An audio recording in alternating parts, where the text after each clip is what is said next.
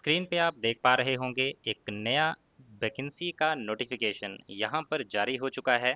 यहाँ पर जैसे कि आप देख सकते हैं सिविल के लिए हैं 178 वैकेंसीज, इलेक्ट्रिकल के लिए हैं 221, मैकेनिकल के लिए हैं 145, सिस्टम में है 43, electronics and communication 38, geology 15, industrial engineering 11, राजभाषा Hindi 5, company secretary 4। Total 660 vacancies का ये नया नोटिफिकेशन जारी हुआ है।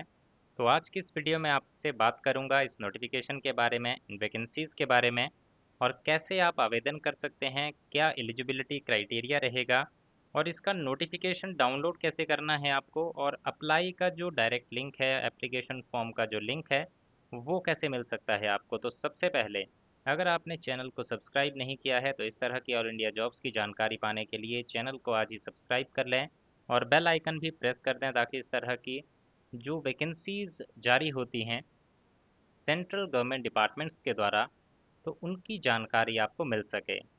साथ ही साथ टेलीग्राम चैनल का लिंक इसी वीडियो के डिस्क्रिप्शन में है, वहाँ पर जाके हमारे चैनल को ज्वाइन कीजिए जहाँ पर आपको ये नोटिफिकेशंस और इनके जो एप्लीकेशन फॉर्म के लिंक होते हैं वो भी आपको वहाँ पे मिलते रहेंगे।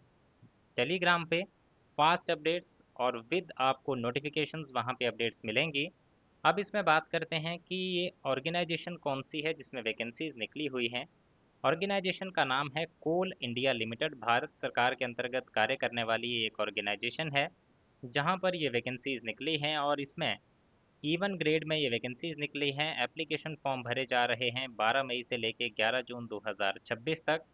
इसमें अगर आप सिविल डिसिप्लिन में अप्लाई कर रहे हैं तो आपने रेलेवेंट डिग्री की होनी चाहिए उस ब्रांच में।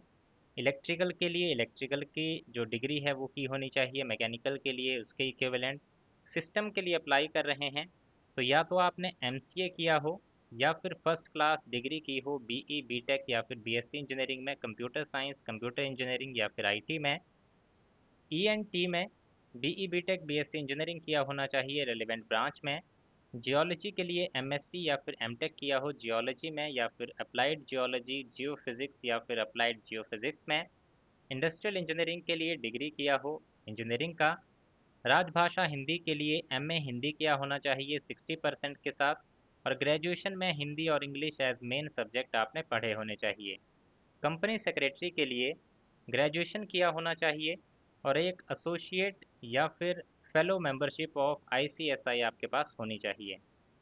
अब यहाँ पे ये भी बताया गया है कि जो कैंडिडेट यहाँ पर जिन्होंने बीई बीटेक या BSc engineering, MCA, MSc, MTech किया हुआ है, ये आपका जो है किसी रिकॉग्नाइज्ड अथॉरिटी, जो रिकॉग्नाइज्ड जो इंस्टीट्यूशंस हैं, यूनिवर्सिटीज़ हैं, उनसे आपका होना चाहिए और रेगुलर फुल टाइम कोर्स होना चाहिए।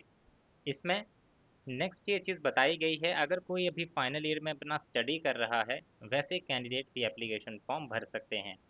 अब इक्विवेलेंट ब्रांचेस कौन कौन सी एलिजिबल रहेंगी, सिविल में है सिविल इंजीनियरिंग, इलेक्ट्रिकल में है electrical, electronics and electrical, mechanical में है mechanical engineering, mining machinery, electronics and telecommunication में है electronics and telecommunication, electronics and communication, electronics and instrumentation, electronics instrumentation and control.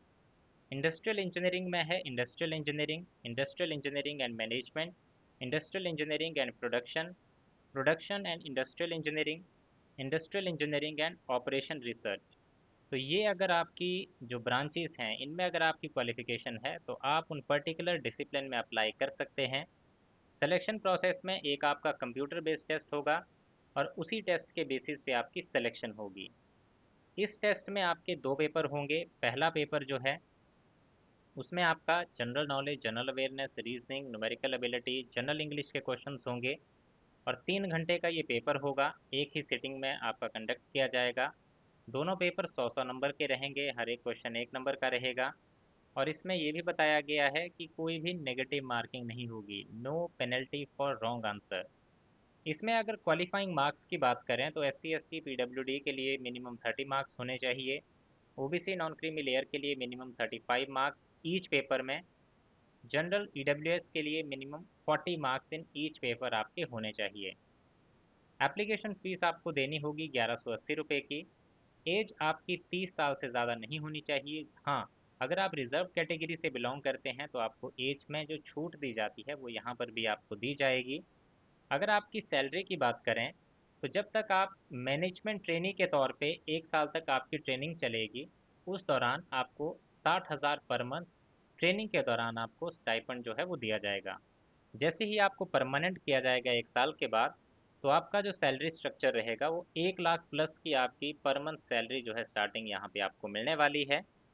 इसके अलावा अगर अप्लाई करने की बात करें तो अप्लाई करने के लिए आपको इनकी वेबसाइट पे जाना है या फिर हमारे टेलीग्राम चैनल पे जाइए। वहाँ पे आपको ये नोटिफिकेशन और इसका एप्लीकेशन फॉर्म लिंक भी आपको वहाँ पे मिल जाएगा। सो यही था इसमें पूरा इन्फॉर्मेशन इन वैकेंसीज़ के बारे में। आई होप आपको जानकारी अच्छी लगी होगी। वीडियो अच्छा लगा है तो लाइक ज़रूर करें, शेयर ज़रूर करें अपने दोस्तों के साथ, और इसी तरह की जानकारी आगे भी पाने के लिए चैनल को आज ही सब्सक्राइब कर लें और बेल आइकन भी प्रेस कर दें। So thank you guys for watching this video. मिलेंगे इसी तरह की नेक्स्ट वीडियोज़ में।